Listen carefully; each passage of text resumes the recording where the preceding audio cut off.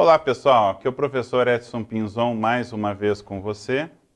Agora num vídeo sobre contabilidade, isso mesmo. Chega um pouco de vídeos fiscais e gravei aqui este e um outro vídeo que será publicado na sequência, falando um pouco sobre as demonstrações contábeis.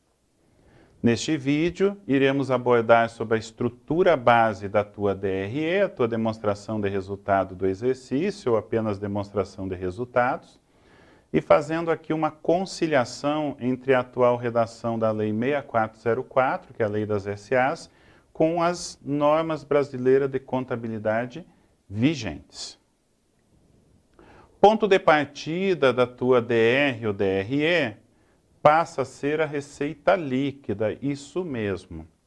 Apenas está autorizado para que a demonstração de resultado se inicie por receita bruta, isso é importante que você saiba, apenas está autorizado para as microempresas e empresas de pequeno porte, que são aquelas que possuíram receita bruta no ano calendário anterior de até R$4.800.000, referenciando, portanto, a Lei Complementar 123 de 2006, excepcionalmente apenas para MEs e EPPs, que justificarem, através das suas notas explicativas, que estão fazendo uso da chamada Interpretação Técnica Geral, ou ITG, número 1000, perfeito?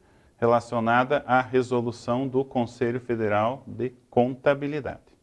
Nos demais casos, ou seja, as sociedades ou entidades de grande porte, aquelas obrigadas à auditoria externa independente, e também as intituladas pequenas ou médias empresas, exceto MEs ou EPPs, elas deverão seguir uma estrutura ao menos alicerçada nesse modelo que eu estou aqui te apresentando. E nesse modelo, observe que tudo inicia pela receita líquida.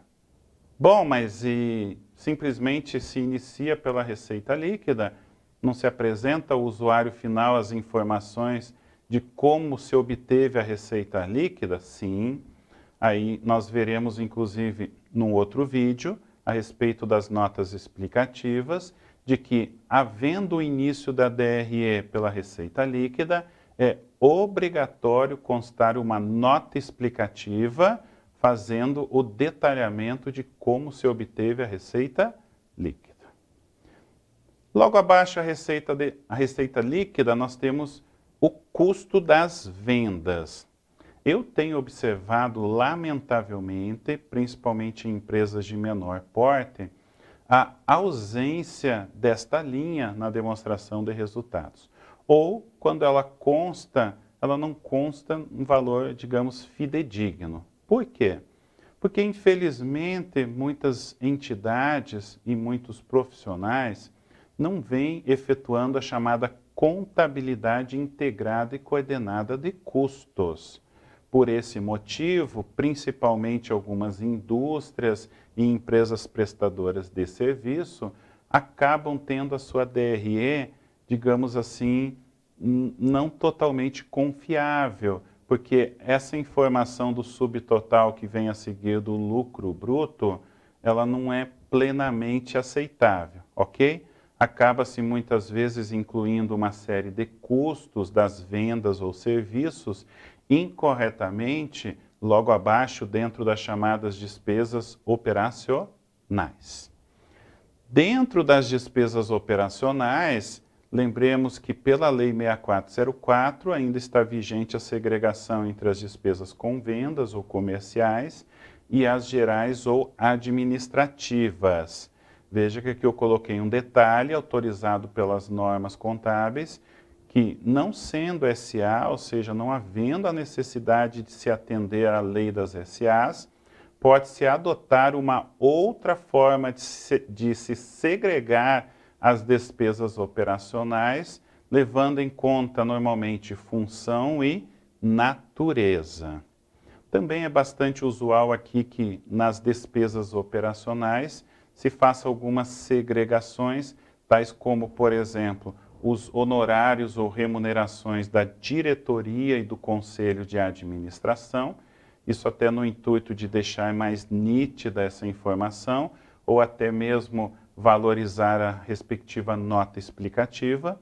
Também é relativamente comum uma linha apartada de depreciações e amortizações, até por conta do chamado EBITDA, que é um indicador muito queridinho pelo mercado financeiro e que, além de expurgar efeitos que já constam segregados na tua DR ou DRE, tais como o resultado financeiro e os impostos ou tributos sobre o lucro, também ele segrega as depreciações e amortizações. Na sequência, nós temos aqui positivo ou negativo o resultado de equivalência patrimonial, que só ocorre nas entidades que possuam participações permanentes em outras empresas, ou seja, relacionamentos de controladora e controlada, ou entre coligadas. Depois, mais ou menos outras despesas ou receitas. Aqui entram principalmente aquelas receitas eventuais, receitas como venda de sobras, sucatas, também as vendas de ativo imobilizado líquido do respectivo custo ou valor residual. Chegamos finalmente então aqui a um subtotal. Esse subtotal não existia pelas normas anteriormente vigentes até 2007, então é importante que você saiba disso. Esse subtotal ele é exigível agora por força de norma contábil, inclusive para ME e EPP. O resultado antes das receitas e despesas financeiras. Aí nós temos aqui então, aqui eu coloquei numa linha única, mas o ideal e mais comum é que você tenha uma linha das despesas financeiras, outra das receitas, e também ocorre aí, dependendo da empresa, de fazer uma separação em linha específica do efeito relativo às variações cambiais, porque as variações cambiais, muitas vezes, elas são altamente representativas para a determinação do resultado. Passando, portanto, as receitas, despesas financeiras, incluindo ou segregadamente a questão das variações cambiais, nós chegamos a um outro subtotal, resultado antes dos tributos sobre o lucro. Observe que na norma velha existiria aqui um subtotal intitulado resultado ou lucro líquido operacional, que ainda consta lá na ECF. Eu diria que na ECF esse subtotal ainda consta até por conta de legislação que faz vínculo a ela. Exemplo, as doações a entidades civis no regime de lucro real, elas têm um percentual de dedutibilidade de até 2% do lucro líquido operacional. Portanto, faz-se necessário para atendimento dessa dedutibilidade o conhecimento desse extinto subtotal. Legal?